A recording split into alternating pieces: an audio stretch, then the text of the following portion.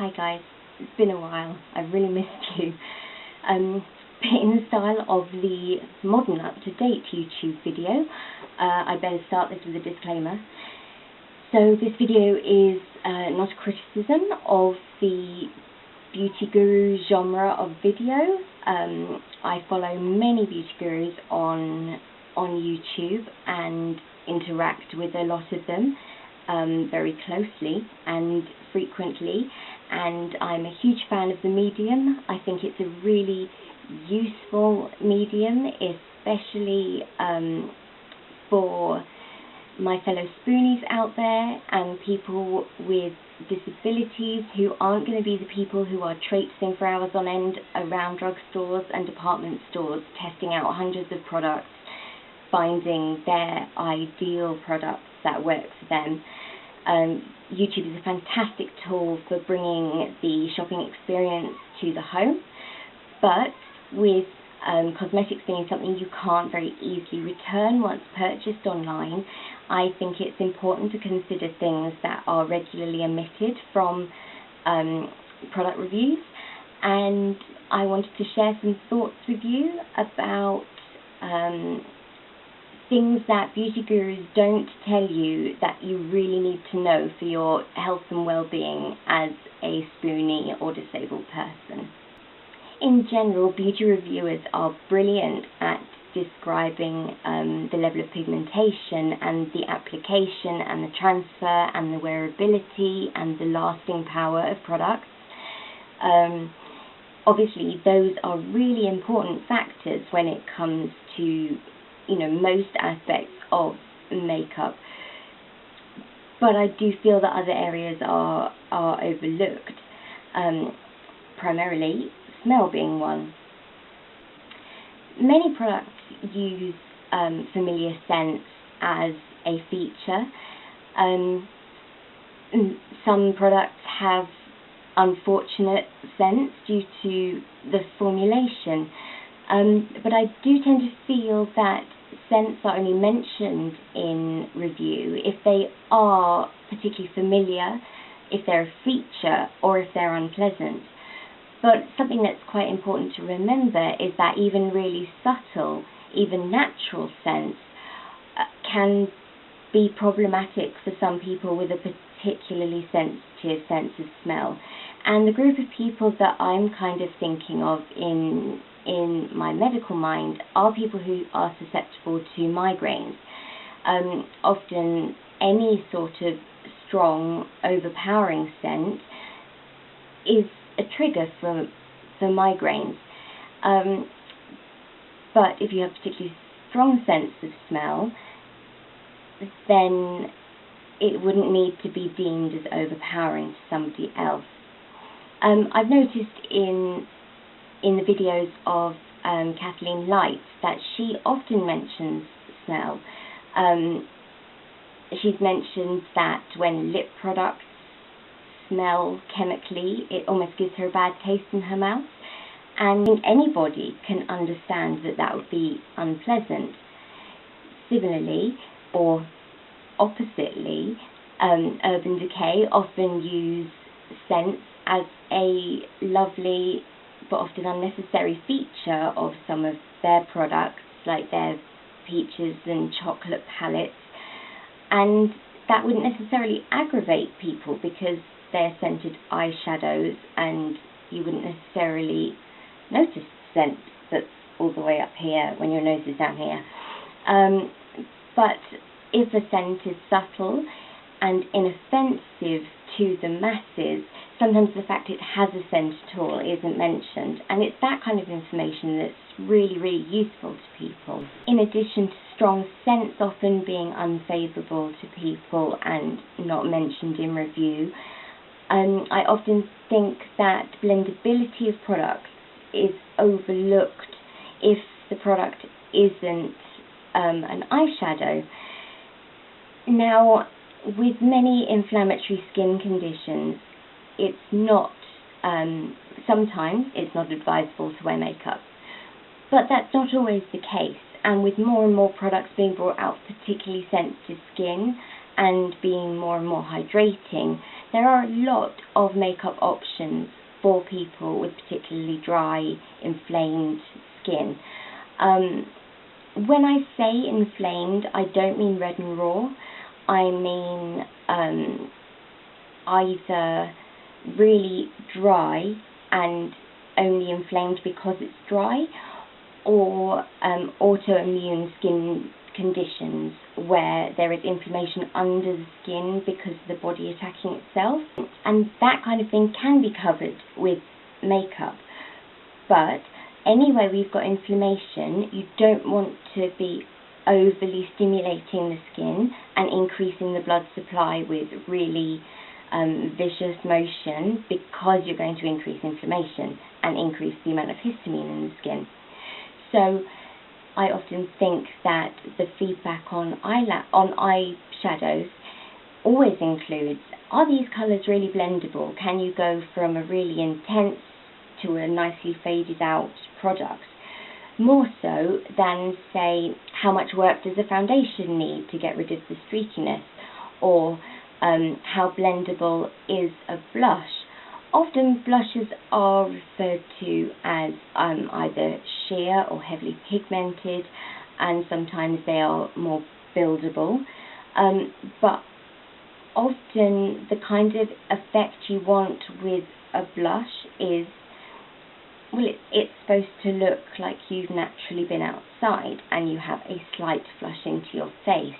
What you don't want to have to do is have a heavily pigmented blush that you then didn't realise would need a lot of buffing into the skin and a lot of spreading about. But if that's not problematic for some people, it's not mentioned in reviews. Another thing with products on the skin, in this day and age, we are very lucky that the cosmetic industry is moving forward with science, and many foundations and moisturisers have a built-in SPF. Something that you need to consider when you are shopping for a moisturiser or foundation and have a chronic illness that requires immune system modifying drugs, is that light sensitivity can be a real problem.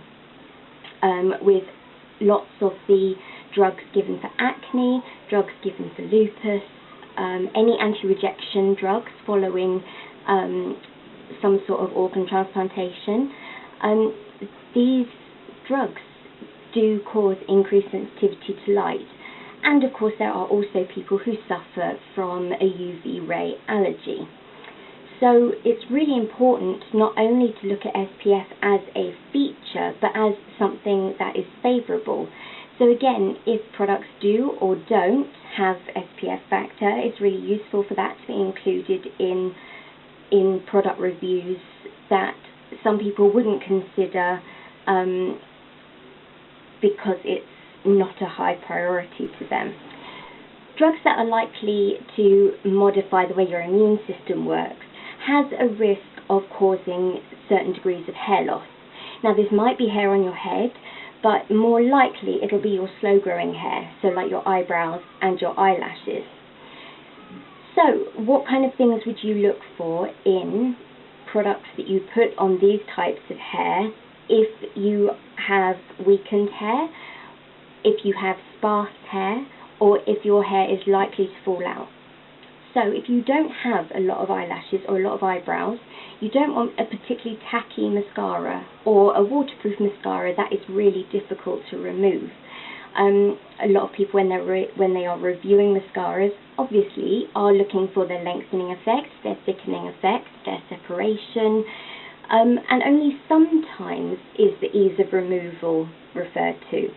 Actually, this is fundamental for a lot of people, and not only people with sparse hair, but also people with generally sensitive eyes, sensitive eye skin around the face, where any excess rubbing can cause severe discomfort and exacerbation of the inflammation around in the skin. While we're talking about the eye area, we might as well stay here with different needs for mascaras, not only with the formulation, but also product. Now, some people with allergies have particularly watery eyes, and something that they would always look for is a waterproof mascara. The thing that I seem to find with waterproof mascaras, as somebody who, what's a good way of putting this, I cry a lot. I do generally cry on a daily basis, so I always wear waterproof mascara. Although I'm not today, I'm wearing NARS mascara today, but I do generally wear waterproof mascara. And you tend to find that waterproof mascaras are either volumizing or lengthening, or the feature that is written on the packaging is simply that it's waterproof. And it can be very tacky, it can be very thick, it can be quite clumpy, or it's incredibly thin, and you don't really get any added effect apart from the colour. I've always found that very strange. I've never understood why, considering a lot of the impact you get from mascara is dictated by the brush. I don't understand why waterproof mascaras don't nearly have the level of performance that normal mascaras do. It's probably an oil and water mix thing and an additive bulking agent thing. I don't know. But I do think that when you're working with a waterproof mascara, you still want a mascara that can come off easily when you're using the right product. And I often think that when cleaning products are labelled as even removes waterproof mascara, sometimes this means with scrubbing or with rubbing of the lashes, and ideally what you want is a single swipe across the eye area to remove any makeup, whether it be waterproof or not. And I think often if you are reviewing mascaras, this isn't mentioned, and it would be really helpful to have a demonstration not only of application but of removal. It's just something to think about that you might want to add to your reviews, so you are appealing to people with all different requirements from their makeup. If you're going to go down the falsies route, what's really important that you find is that you find a glue that works for you. Often the glues that come with lashes are the cheaper glues because they can afford to give them away free. But looking for a hypoallergenic glue for particularly sensitive skin is always a good idea, regardless of who you are, with whatever background. But I definitely think that when you, in blogs and reviews, when lashes are used, people don't say whether they're using the glue that comes with it or their own glue, and sometimes that would be interesting to know for effectiveness purposes and for general reviewing of different products for different skin types and people with different needs. The last little consideration for people I want to finish with is something that I didn't think I'd ever have to worry about again. The end of the 90s, when I started wearing makeup when I was around 12, glitter was huge.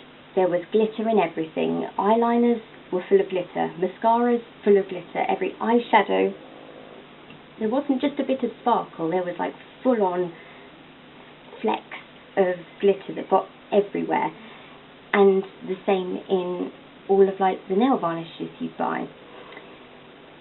Unfortunately now we're gone back to glitter, and it's a bit of a nightmare, but at least we've gone back to a bit more of a subtle sheen glitter rather than the huge chunks of metal sitting in your products. But I could never really wear glitter mascara because I always found that because of the shape of my eyes, because I have quite deep set, defined eyes, I guess, and I can easily see my nose, that if I have too much product on, the light does reflect straight into my eyes, and I can see my eyelashes generally because they are quite long and just the shape of my eyes. So glitter really isn't an option for everybody if they have particular light sensitivities, if they suffer from migraines that bright lights can kind of trigger. If you have problems with your sight generally, the last thing you need is random streaks of light hitting your eyes in odd ways.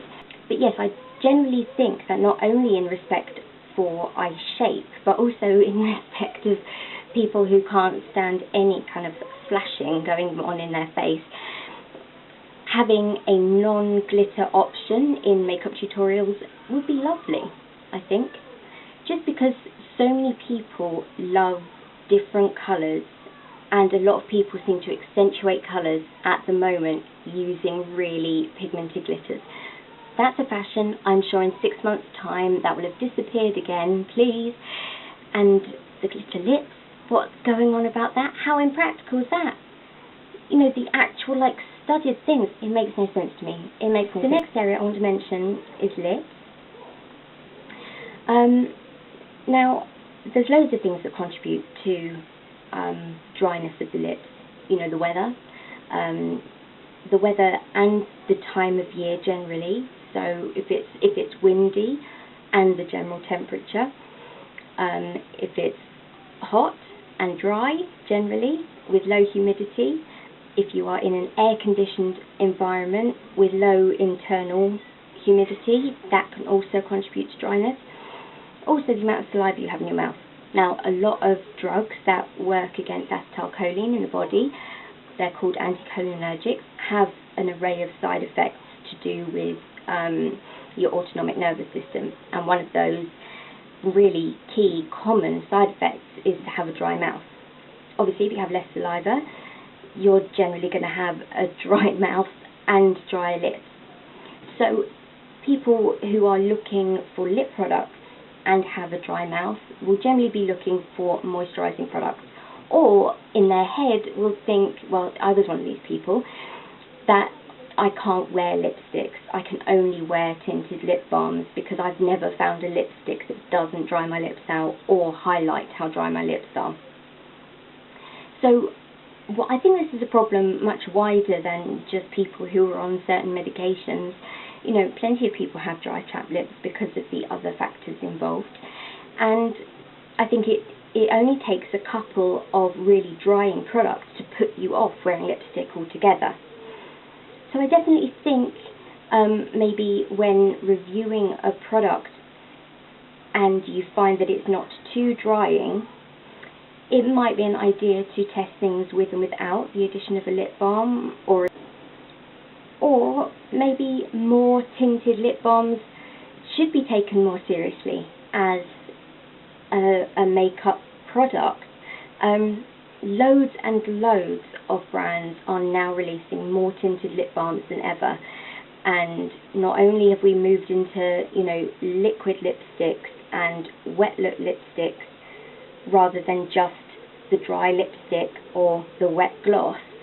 I think there is a real opportunity here for everybody finding what works for them, and I know that that's always been the intention, but it hasn't been the reality. Anyway, I hope I've maybe given you some different things to think about. Maybe put yourself in someone else's shoes when making a video and see what can I offer for a different demographic of people that I haven't maybe reached before. People have different needs, and I know that everybody says that they only give their opinion on makeup and it's free reign to do whatever you want, it's supposed to be fun. But sometimes some good advice can go a long way, and it doesn't have to be specific advice that only works for a select group of people. So I hope I've given you some things to think about, some things to consider, maybe if you're buying presents, makeup as presents for a Spoonie friend or a friend with chronic health conditions. And I will speak to you very soon. Bye.